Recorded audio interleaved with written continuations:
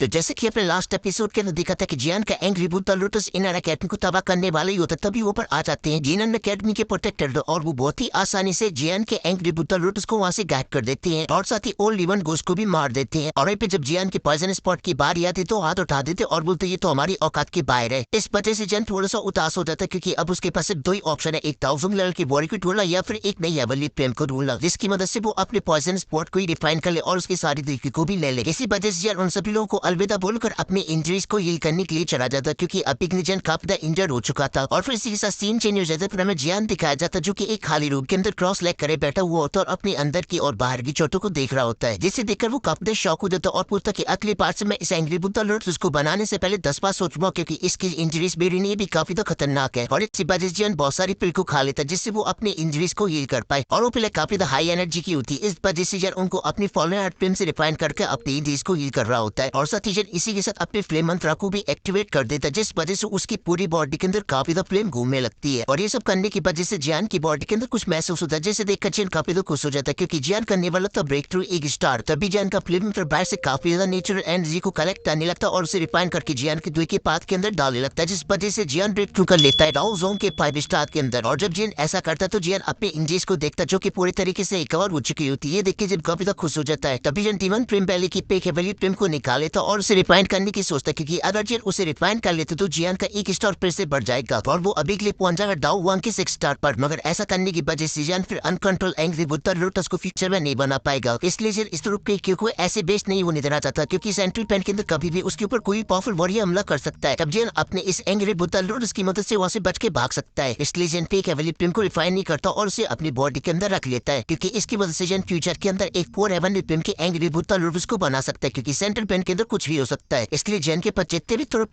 के होंगे उसका उतना ही तो फायदा होगा फ्यूचर में। इसी वजह से जियान को याद आ जाती अपने भाई के द्वारा दी गई सिक जॉइंट रूलर टेक्निक का। मगर जियान को उस टेक्निक को सीखना तो उसे एक ऐसी जगह को ढूंढना होगा जहाँ पर टेम्परेचर काफी हाई होगा और साथ ही वहाँ पे कोई आता जाता भी ना हो। इस वजह से जियान ऐसी प्लेस के बारे में सोचने लगता है और कुछ ही देर बाद उसे कुछ याद आ जाता है और बहुत ही जोश के साथ बोलता है कि ट्रेन टावर का मैग्मा वर्ल्ड जहाँ पर मैंने अपनी मशीन को चलाया था पहली बार, जो कि काफी बड़ा मैग्मा वर्ल्ड है और उसकी जो एनर्जी वो भी काफी प्योर है। अगर मैं वहाँ पे ट्रेनिंग करता तो मेरी फिजिकल स्ट्रेंथ भी काफी बढ़ जाएगी और साथ ही मैं वहाँ पर अच्छे से प्रैक्टिस भी कर सकता हूँ एक जॉइंट रूलर टेक्निक की। और ये सब सोचते जियान वहाँ से पहली फुर्सत में निकल जाता है फर्स्ट के पास और उनसे मिलते उन्हें सारे प्लान के बारे में बता देता है, जिसे सुनते फर्स्ट काफी शौक हो जाते और बोलते तुम पागल वागल तो नहीं हो गए, तुम फिर से उस मैक वर्ल्ड के अंदर जाना चाहते हो। पिछली बार जब तुम गए थे तुम ऑलमोस्ट मरने की कतार पे पहुंच गए थे और फिर भी तुम उधर जाना चाहते हो क्योंकि फर्स्ट थोड़ा बहुत उस मैक वर्ल्ड के बारे में ऑलरेडी जानते थे। जब थोड़ी सी भी सूरज की किरण नहीं पहुंचती और सतीवा की जो एनर्जी वो काफी अग्रेसिव है, इस वजह से वो किसी को भी डैमेज कर सकती है। वहाँ पर तो एक डाउजन भी सर्वाइव नहीं कर सकता, वो भी मारा जाएगा। इस वजह से फर्स्ट बोलते ना मुन्ना ना वह वापस जाने की परमिशन तो मैं नहीं दूंगा। ये सुनती जियान अपना टर्की वाला मोड को हटाकर एक मासूम वाला मोड को एक्टिवेट कर लेता और फर्स्ट से बोलता है फर्स्ट मैं बहुत ही अच्छे से जानता हूँ कि मैग्मा वर्ल्ड के अंदर जो एनर्जी है वो बहुत ही अग्रेसिव है और वो हमला कर देती है। मगर एक बात आप भली बात ही जानते कि वो एनर्जी एक फायर एनर्जी, इस वजह से आपको भी पता है कि मैं भी एक फायर एनर्जी का कल्टिवेटर हूँ और इसी वजह से अगर मैं वहाँ पर जाकर प्रैक्टिस करता हूँ तो मेरी कल्टिवेशन काफी फास्ट हो जाएगी और साथ ही वो कितनी भी अग्रेसिव एनर्जी क्यों ना बनी रहे मगर मेरे पास फॉलन आर्ट प्ले में इस वजह से वो मेरा कुछ भी नहीं बिगाड़ सकती है। ये सब सुनने के बाद फर्स्ट थोड़ी देर सोचते और बोलते अच्छा बेटा तो ये बात है फिर ठीक है, अगर तुम इतनी ज्यादा जिद कर रहे हो तो फिर मैं तुम्हें वहाँ पे जाने की परमिशन देता हूँ, मगर एक बात का ध्यान रखना तो उस मैग्मा वर्ल्ड को जितना हल्के में लेने की सोच रहे हो तो वो तुम्हारी सोच से कई गुना ज्यादा खतरनाक है। मगर जब तुम उस मैग्मा वर्ल्ड के अंदर चले जाओगे तब मैं अपने कुछ इन अकेडमी के एल्टो को यहाँ पे खड़ा कर दूंगा तुम्हारी रक्षा के लिए क्योंकि वो भी एक फायर कल्टिवेटर होंगे। तो ये सुनते जियान फर्स्ट को बीट करते और थैंक यू बोलते और फिर ट्रेन टावर के नीचे जा रहे थे जहाँ पर फर्स्ट रियान से एक स्माइल के साथ बोलते लड़के तुम सच में इन अकेडमी के सबसे बेकार स्टूडेंट हो क्योंकि तुम यहाँ के एक भी रूल्स को फॉलो नहीं करते हो, तुम सिर्फ वही चीजें करते हो जो कि इन अकेडमी के रूल्सों के खिलाफ है। तो ये सुनती खंजन एक हरामियों वाली स्माइल दे देता और ट्रेन टावर के नीचे जाने लगता है जहाँ पर जियान नोटिस करता है ट्रेन टावर के अंदर स्टूडेंट की जो संख्या वो अभी के लिए काफी कम हो चुकी है और जो भी ट्रेन टावर के अंदर स्टूडेंट है वो भी सभी के सभी फायर कल्टिवेटर है जो कि मैग्मा वर्ल्ड की एनर्जी से कल्टिवेशन कर रहे हैं। मगर वो जैसे जियान और फर्स्ट को देखते हुए खड़े हो जाते हैं और उन दोनों को बहुत ही इज्जत के साथ ग्रीट करते हैं। और जो वहाँ पे लड़के थे उनकी नजर तो जियान के ऊपर से हटी नहीं रही होती क्योंकि जियान को देखकर वो एकदम से फ्लैट हो चुकी होती है, जो कि उन्होंने कुछ दिन पहले जो जियान का स्वाइट देखा था वो तो उनका सपनों का राजकुमार भी नहीं कर सकता था। मगर फर्स्ट और जियान वहाँ पे नहीं रुकते और वो पहुंच जाते ट्रेन टावर के बिल्कुल लास्ट वाले फ्लोर पर जहाँ पर था मेन डोर मैग्मा वर्ल्ड के अंदर जाने का, जो कि हमेशा बंद ही रहता था पोलर आर्ट फिल्म को रोकने के लिए। मगर अभी के लिए पोलर आर्ट फिल्म नहीं है, इस वजह से फर्स्ट उस मैग्मा वर्ल्ड के डोर को खोल देते हैं और जैसे वो मैग्मा वर्ल्ड के गेट को खोलते उसमें से निकलती भयानक मैग्मा वर्ल्ड की एनर्जी जो की काफी ज्यादा होती है, जिसे देखते फर्स्ट जियान से बोलती कि जियान तुमने हमारे ऊपर बहुत ही बड़ी मेहरबानी की इस पोलर आर्ट फिल्म को लेकर, क्योंकि मुझे हमेशा हमेशा ये डर लगा रहता था कि कभी भी फॉलन अर्थ इस सील को तोड़कर बाहर निकल आ सकती है और हमारी पूरी जीनन अकेडमी को तबाह कर देगी। मगर अब हमें इस बात का कोई भी डर नहीं है। मगर जिन ये बात बहुत ही अच्छे से जानता था कि ट्रेन टावर अब पहले जैसा ट्रेन टावर नहीं बचा, क्योंकि फॉलन अर्थ पे अब यहाँ पर नहीं है। इस वजह से फ्यूचर में इनर अकेडमी की वैल्यू होगी वो काफी तक कम हो जाएगी। इस वजह से जान फस्टर से बोलते कि फस्टर आप बिल्कुल भी चिंता मत करो, मैं आपसे प्रॉमिस करता हूँ कि इस ट्रेन टावर के अंदर जो फॉरेन अर्थ पे मैं वो पहले जैसे कर दूंगा, उसके लिए मुझे कुछ भी क्यों ना करना पड़े। ये सुनकर फस्टर एक निराश वाली स्माइल कर देती, क्योंकि उन्हें पता था कि अब ये पहले जैसा तो नहीं हो सकता है, क्योंकि अब जो ट्रेन टावर की फॉरेन अर्थ में अब वो जियान के पास है। मगर फस्टर जियान से फॉरेन अर्थ को वापस तो नहीं ले सकते, क्योंकि जियान का जो कल्टीवेशन है वो मेनली हेवनली प्रिम के ऊपर ही डिपेंड है। इस वजह से जियान चाहकर भी कुछ नहीं कर सकता और फिर फस्टर और जियान आगे चले जाते हैं उस गेट से। जहाँ पे थोड़ी दूर चलने के बाद उस जगह पे पहुंच जाते जहाँ पर उस मैग्मा वर्ल्ड के जाने के लिए वुल था, जिसमें से काफी भयानक मैग्मा वर्ल्ड की एनर्जी निकलती थी, जिसे फील करते को काफी अच्छा फील होने लगता है। मगर वही फस्टर को उस एनर्जी से काफी प्रॉब्लम हो रही होती है, क्योंकि वहाँ का टेम्परेचर काफी बढ़ चुका होता। तभी वो जियान से बोलते जियान देख लो एक बार, क्योंकि यहाँ का जो टेम्परेचर है वो इतना ज्यादा पॉपुलर, अगर तुम मैग्मा वर्ल्ड के अंदर गए तो वहाँ का टेम्परेचर तो पता ही नहीं कहाँ पहुंच जाएगा। तो ये सुनते जियान बोलते कि फस्टर आप बिल्कुल भी चिंता मत करो, मेरे पास तो हेवनली प्रिम है और फॉरेन अर्थ प्रिम तो ये भी पैदा हुई है, इस वजह से ये मैग्मा वर्ल्ड का टेम्परेचर मेरा घंटा कुछ नहीं बिगाड़ सकता है। तो ये सुनते फस्टर बोलते अगर ऐसी बात है फिर ठीक है, तुम यहाँ पे प्रैक्टिस कर लो, मगर एक बात का ध्यान रखना, तुम यहाँ पे ज्यादा लंबे टाइम तक प्रैक्टिस मत करते रहना, क्योंकि सिलर यहाँ से कुछ ही टाइम बाद अपनी बॉडी पे इस तरह उठाकर निकल जाएगी सेंट्रल पेन के लिए। इसी वजह से उसके जाने से पहले तुम्हें इससे बाहर आ जाना। तो इस उनकी जान भी हमें से रिला दे। तभी फस्टर बोलते कि अब तुम जाकर प्रैक्टिस कर सकते हो, और बाकी की रही बात मैं तुम्हारे भाई का लिटिल पे डॉक्टर को जाके बता दूंगा इन सभी चीजों के बारे में, जिस वजह से वो तुम्हारी चिंता ना करे। और साथ ही मैं इनर अकेडमी के कुछ फायर कल्टिवेटरों को भी यहाँ पे लगा देता हूँ, जिससे वो तुम्हारे ऊपर नजर रखेगी। अगर तुम्हें कुछ होता है तो वो आकर मुझे इन्फॉर्म कर देंगे और मैं झट से आकर तुम्हें यहाँ पे बचा ले जाऊंगा। ये सुनती कंचन बता रहे फस्टर अब क्या रुलाओगे इतना सब करके। और तभी फस्टर उस मैग्मा वर्ल्ड की छत के ऊपर लगी सील को हटाने लगते अपनी दुर्की की मदद से। जैसी छेद होता है जियान उसके अंदर टप से जंप मार देता है और पहुंच जाता है उस मैग्मा वर्ल्ड के अंदर, जहाँ पर किया था उसने क्वीन मेडुसा का कान बारे मतलब फॉलन अर्थ प्रिम को लिया था। और फिर जिन अच्छे से उस मैग्मा वर्ल्ड को देखेंगे तो जहाँ पर जियान को सारी पुराने फ्लैशबैक याद आ रहे होते, जहाँ पर उसे वो जगह याद आ जाती है जहाँ पे जियान ने कंटिन्यू 2 घंटे तक दफा